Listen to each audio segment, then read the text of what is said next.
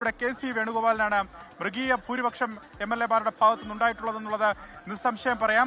KPCC ആസ്ഥാനത്തിന് പുറത്ത് കെ.സിക്കായി flex ബോർഡുകൾ, കൂറ്റൻ ബോർഡുകൾ ഉയരുന്നു എന്നുള്ളതും പ്രത്യേകതയാണ്. അത് ഇന്നലെ മുതലും ഇന്ന് രാവിലെ മുതലും ഒക്കെ നിരവധിയായ ബോർഡുകൾ കെ.സി. അനുകൂലിച്ചുകൊണ്ട് കണ്ടു. അല്പം മുമ്പ് കണ്ട ബോർഡാണ് കേരളം കെ.സി. നയിക്കട്ടെ എന്ന ഒരു വലിയ ഫ്ലെക്സ് ബോർഡ്. അതിൽ കെ. സുധാകരൻ കെ.സിയെ കെട്ടിപ്പിടിച്ചുകൊണ്ട് നിൽക്കുന്ന ഒരു പടമാണ് ആ ഫ്ലെക്സിൽ അടിച്ചു വെച്ചിരിക്കുന്നത്. അത്തരത്തിൽ എം.പിമാരുടെ ഏറെക്കുറെ പിന്തുണ ഉറപ്പാക്കുന്നു. ബെന്നി ബെഹനാൻ, കെ. സുധാകരൻ, കൊടിക്കുന്നിൽ സുരേഷ്, ഒപ്പം M.K. രാഘവൻ അടക്കമുള്ളവരുടെ പിന്തുണ കെ.സി. വേണുഗോപാൽ ഉറപ്പാക്കുന്നു. മുതിർന്ന ചില KPCC അധ്യക്ഷന്മാരുടെ പിന്തുണ ഉറപ്പാക്കുന്നു. ആ തരത്തിൽ പൂർണ്ണമായി ഈ മുഖ്യമന്ത്രി പദം കൈപ്പിടിയിലേക്ക് ഒതുക്കാനാകുമെന്ന് കെ.സി. വേണുഗോപാൽ വിലയിരുത്തുന്നുണ്ട്. ഇനി ACC നിരീക്ഷകരുടെ പ്രധാനപ്പെട്ട ജോലി ഇനി ഘടകകക്ഷി നേതാക്കളെയും അതുപോലെ കോൺഗ്രസിലെ മുതിർന്ന നേതാക്കളെയും മുൻ KPCC അധ്യക്ഷന്മാരെയും ഒക്കെ കാണും. അവരുടെ അഭിപ്രായങ്ങൾ ഒന്നുകൂടി കേൾക്കും. അതിനുശേഷമാണ് ഈ കോൺഗ്രസ് നേതാക്കളുടെ അഭിപ്രായം കേട്ടതിന് ശേഷമാണ് ഇനി ഘടകകക്ഷി നേതാക്കൾ ഇവിടേക്ക് എത്തുക. പ്രത്യേകിച്ച് മുസ്ലിം ലീഗ് അവരുടെ അഭിപ്രായം പറയും. ഒരു ഘടകകക്ഷി എന്നുള്ള നിലയ്ക്ക് അവരുടെ അഭിപ്രായം കേൾക്കുക എന്നുള്ളത് മാത്രമാണ് സാങ്കേതികമായി അതിലൊരു പക്ഷേ നടക്കുക.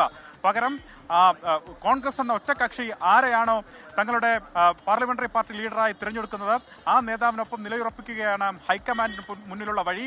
അതാണ് സാധാരണഗതിയിലുള്ള ഹൈക്കമാൻഡ് നീക്കവും സാധാരണഗതിയിൽ ഹൈക്കമാൻഡ് സ്വീകരിക്കുന്ന നിലപാടും അതാണ്. പക്ഷേ ഇവിടെ ഏതെങ്കിലും തരത്തിൽ ഒരു വ്യത്യാസം വരുമോ എന്നുള്ള കാര്യം കാത്തിരുന്ന് കാണണം. കാരണം VD സതീശൻ തന്റെ ക്ലെയിം കാര്യമായി മുന്നോട്ട് വെച്ചിട്ടുണ്ട്. MLA-മാരെ മാത്രം കേട്ടാൽ പോരാ, ഘടകകക്ഷികളെ മുഖവിലേക്ക് എടുക്കണം, അവരുടെ പൊതുവികാരം മുഖവിലേക്ക് എടുക്കണം എന്നെല്ലാം VD സതീശൻ ACC നിരീക്ഷകരെ അറിയിച്ചിട്ടുണ്ട്.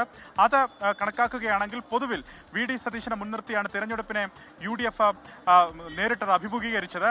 ആ തിരഞ്ഞെടുപ്പിൽ 102 സീറ്റിന്റെ ഭൂരിപക്ഷത്തോടുകൂടി അധികാരത്തിൽ ഏൽക്കുമ്പോൾ അതിന്റെ കാരണക്കാരൻ അത് VD സതീശനാണ് എന്ന് അവർ പറയുന്നുണ്ട്, ഈ ഘടകകക്ഷികൾ പറയുന്നുണ്ട്.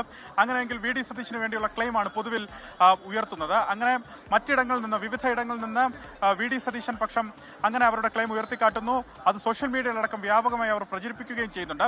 ആ വിധത്തിൽ അത് മുന്നോട്ട് പോകുന്നുണ്ട്. ഞാൻ നേരത്തെ സൂചിപ്പിച്ചതുപോലെ ഈ MLA-മാരുമായുള്ള യോഗം പൂർണ്ണമായിട്ടുണ്ട്. ഇനി കുറച്ച് നടപടിക്രമങ്ങൾ പൂർത്തിയാകാൻ ബാക്കിയുണ്ട്. അതിനുശേഷം ഇന്ന് തന്നെ നിരീക്ഷകർ ഡൽഹിയിലേക്ക് എത്തും. ഡൽഹിയിൽ അവർ ACCക്ക് റിപ്പോർട്ട് നൽകും. ഇതുമായി ബന്ധപ്പെട്ട് കേരളത്തിൽ നിന്ന് ലഭിച്ച ഫീഡ്ബാക്ക് എന്താണ്, ആരാകണം മുഖ്യമന്ത്രി എന്നുള്ളത് സംബന്ധിച്ച് കേരള പ്രദേശ് കോൺഗ്രസ് കമ്മിറ്റിയുടെ തീരുമാനം എന്താകണം എന്നുള്ളത് സംബന്ധിച്ച് അവരുടെ നിലപാടൊപ്പം തിരഞ്ഞെടുക്കപ്പെട്ട MLA-മാരുടെ അഭിപ്രായം എന്താണ് എന്നുള്ളത് സംബന്ധിച്ച് അവരുടെ നിലപാടൊക്കെ റിപ്പോർട്ട് സഹിതം അവർ ACCക്ക് മുമ്പാകെ വയ്ക്കും. അതിൽ ഹൈക്കമാൻഡിനാണ് മുഖ്യമന്ത്രിയെ തീരുമാനിക്കാനുള്ള അധികാരം ഈ പാർലമെന്ററി പാർട്ടി യോഗം നൽകിയിട്ടുള്ളത്. അങ്ങനെ ഒരു പ്രമേയം പാസ്സാക്കുക കൂടി ചെയ്തിട്ടുണ്ട്.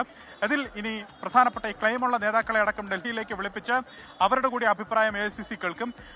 അതിനുശേഷം അനുനയ നീക്കം ACCയുടെ ഭാഗത്തുനിന്നുണ്ടാകും. അതായത് മുഖ്യമന്ത്രി ആരാണെന്ന് ACC തീരുമാനിച്ചു കഴിഞ്ഞാൽ, ഹൈക്കമാൻഡ് തീരുമാനിച്ചു കഴിഞ്ഞാൽ മറ്റു നേതാക്കളെ അനുനയിപ്പിക്കേണ്ടതുണ്ട്, ഒപ്പം നിർത്തേണ്ടതുണ്ട്.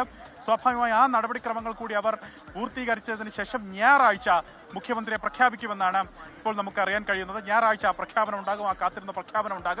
അത് കെ.സി. വേണുഗോപാലാണോ, VD സതീശനാണോ, രമേശ് ചെന്നിത്തലയാണോ എന്നുള്ള കാര്യം അറിയാൻ ഇനി 2 ദിവസം കൂടി ബാക്കി. ഞായറാഴ്ച ആ പ്രഖ്യാപനം ഉണ്ടാകും.